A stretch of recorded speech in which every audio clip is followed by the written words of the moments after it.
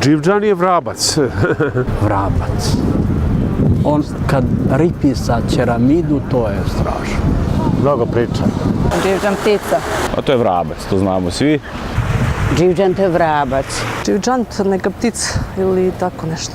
Ptica ili tako nešto. Koja? Pa svrak.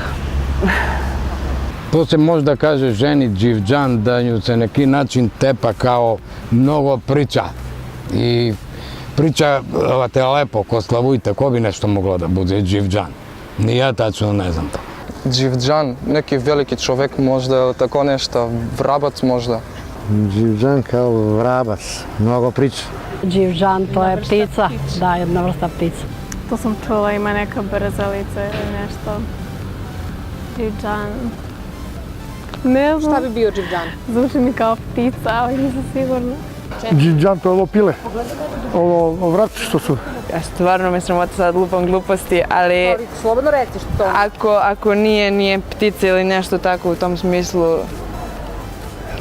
ne znam, možda neka ptica, pošto dživdžan. Tako zvuči. Dživdžan to je vrabac.